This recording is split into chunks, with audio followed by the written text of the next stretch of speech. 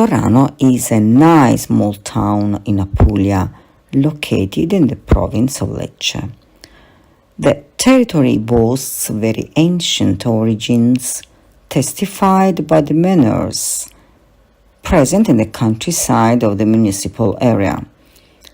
The foundation of the first real settlement is traced back to the Romans, who founded a settlement that was supposed to house veteran soldiers. Over the centuries, Normans, Swabians, Angevin, and Aragonese have alternated in the domination of this fortified village, which in medieval times included the area of the historic center, from Porta Terra along all of today's Corso Umberto, and from the neighborhoods where stands the Church of Transfiguration or the Church of Santa Domenica, up to the opposite side. A ring of protective walls protected the village and had a total of 16 towers, which increased the defensive capacity of the settlement. There were 4 entrances and an internal road which ran along the entire route of the fortified walls.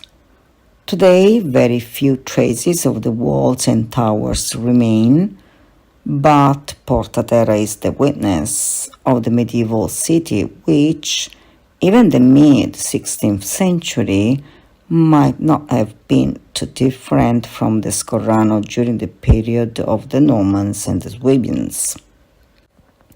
In this virtual journey, we have decided to insert some elements following the medieval setting to give a reference to the place crossed along this journey through time. Behind Porta Terra, it is in fact possible to see a depiction of Santa Domenica still present today, while on the other side of the village there is a votive edicula useful for understanding the location of the setting more easily. Over the centuries, the city extended beyond the walls, but at the time of Isabella of Capua, the city was still mainly a fortified village. A journey of the noblewoman is documented in epistolary form, so much so that in one of the letters that have come down to us today, reference is made to Scorrano and to a peculiar tradition of the place, which today makes Scorrano a unique place in the world.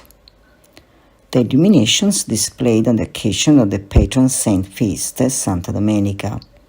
The luminarie are real sculptures adorned with the colored lights, which over time have acquired increasingly complex and artistic forms, so much so that they are exported all over the world for their beauty and their particularity. The high demand for illuminations comes from all over the world, the local artisans who export the increasingly appreciated art of Scorrano. Before the plague epidemic of 1600, there is a certain evidence of wooden sculpture used by the people of Scorrano, as shown by the letters of Contile, who in a letter dated 23rd July 1549 refers to a trip by Princess Isabella of Capua visiting Scorrano. In the letter, Contile speaks of triumphal arches with Latin writings and paintings as a form of finishing architecture peculiar to the village. The tradition of luminaria saw its explosion thanks to the cult and celebrations of Santa Domenica starting from 1600. Let's try to understand the origins of the luminaria. The cult of Santa Domenica and the illuminations of Scorrano are a combination that for centuries has testified to the splendor of this place and its artists.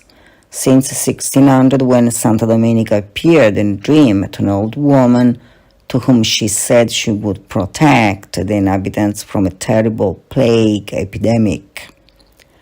This announcement took place near Porta Terra, where the old lady was sitting. The woman should have communicated the decision to the archpriest of Scorrano, and for each healed, the Scorrano families should have lit an oil lamp as a sign of devotion. The tradition of Scorrano illuminations is increasingly important worldwide, and all over the world people admire the spectacular illuminated structures, the result of the tradition of talent and the passion of a village unique in the world for the beauty, art and tradition of its luminaria.